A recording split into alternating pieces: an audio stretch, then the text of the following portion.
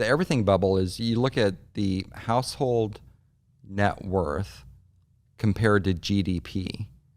So your value should be commensurate with your output, right? Mm-hmm.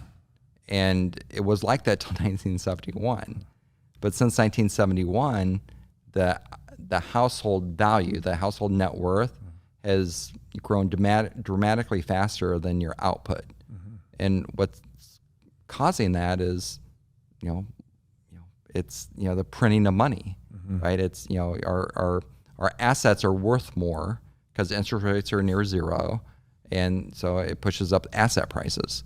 And so that can't last, that can't continue forever. Mm-hmm. So eventually your output should equal your net worth. And so eventually all that comes back together. Yeah. So, which means there could be a lot of pain in the future. Yeah. As the value of those assets come back down to reality. Right. And so the post 1971, I mean, the main pain, it seems to me, at least for households, is there's that decoupling between wages and productivity, right? Like there's more economic value being created, but it's being captured not by the producers themselves, being captured by Asset holders, right? Yeah. If you own real estate, if you own, stocks, the S&P 500. Yes. Like a great example is over the past 2 years, Apple stock went from $1 trillion in value to $3 trillion in value. It's crazy. Okay. But if you look at the earnings per share, the earnings didn't go up that much. Right. Earnings were up about 25%. Yeah. But the stock went up 200%. Right.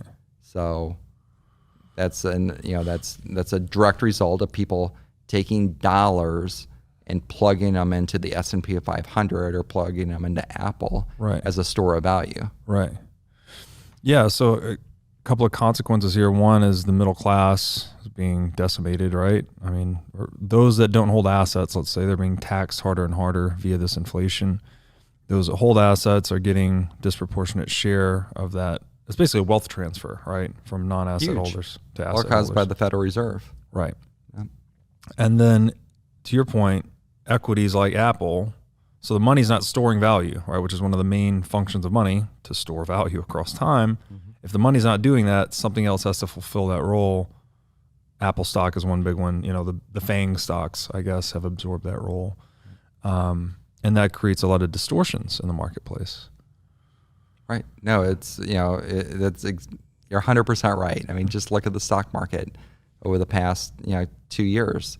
Yeah, you would think that if you're in a pandemic and, we were in a recession and the economy shut down, that the value of companies would go down. Mm-hmm. But the value of the S&P 500 is up. Right. Over the past 2 years. It doesn't make sense. Yeah, it's being manipulated. Instead of distorted, it's been manipulated. Yeah. The government doesn't want to allow asset prices to go down. Yeah. They don't want the pain of that. Right. So, and if you look at who owns the assets, are there people who run corporations, run the government? Mm-hmm. But the people that are getting the pain, that are receiving the pain, are people who don't have a voice. Yeah. People that are plumbers, electricians, mm-hmm. people that work for hourly wages. Their gas prices are going up, their electricity is going up, their car prices, used car prices are up 40%. Mm-hmm. Home prices are going up. The Federal Reserve is buying back mortgages.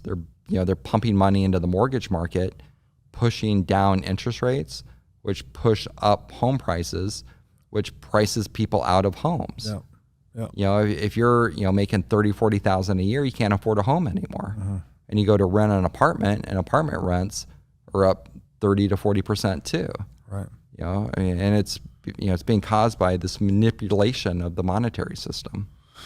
Yeah, and among those voiceless that are being negatively affected, I often think too about future generations, right? That we're just messing this thing up really bad.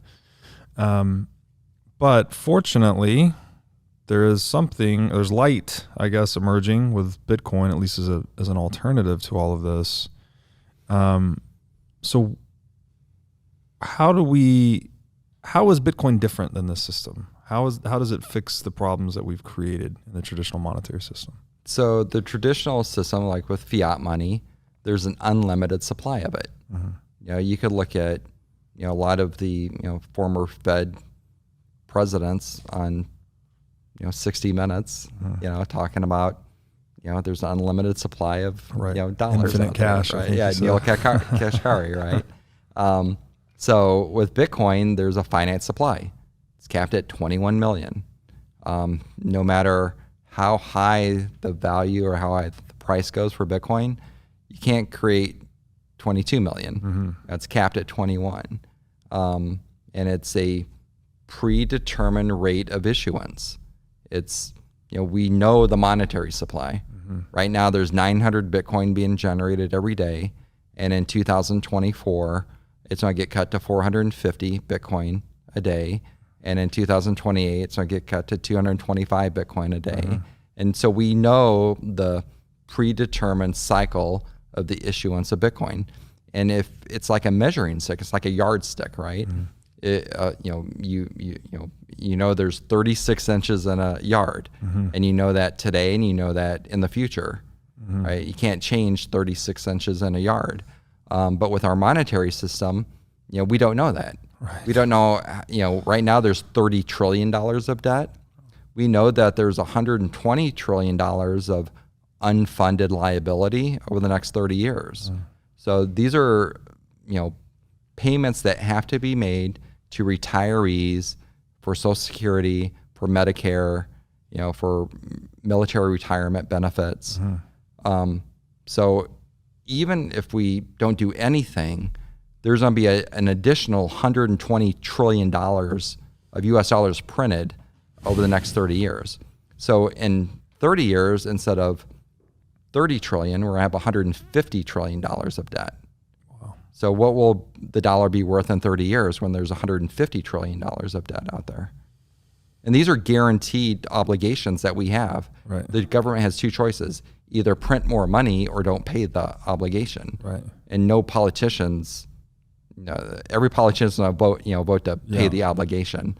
They're just not pay it with depreciated dollars or debased dollars. Yeah, that's a great point too. And I believe it's at least being talked about now that we would have universal basic income in dollars. So I think it was $500 every month or 2 weeks. And to your point, like once a politician, that would be political suicide to ever try to unwind that, right? To say, hey, vote for me, I'm going to take away the free checks. So once this thing gets rolling, it's like it only goes one direction, which is depreciated dollars. I was against universal basic income when I first heard about it. But if you think about it, it kind of makes a little bit of sense for the people that can't keep up. There's almost no choice.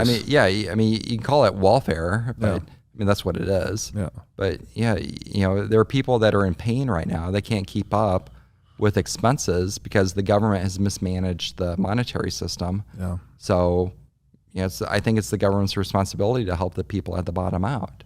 Yeah. Yeah. But that just exacerbates the problem, though. Yes. It doesn't fix the problem. So I'm like you, disagree with it in principle, but once you're in the situation, you almost have no choice. But it also seems like it would accelerate the demise of the system itself, right? Because then you're just exacerbating inflation ultimately. Yeah. So I think the government has decided that they're in like a managed situation. They're trying to manage the downfall. Right. Instead of let it collapse, it's a managed collapse. Controlled demolition. Exactly. Right. And so it brings you like, well, what's next? Yeah. What's after that? You know, and that's, are we going back to a gold standard? Are we going to a Bitcoin standard? Is there something different, out there? Right. So, I think we both think it's going to be a Bitcoin standard. Yeah. But, it could be something, that we haven't thought of either.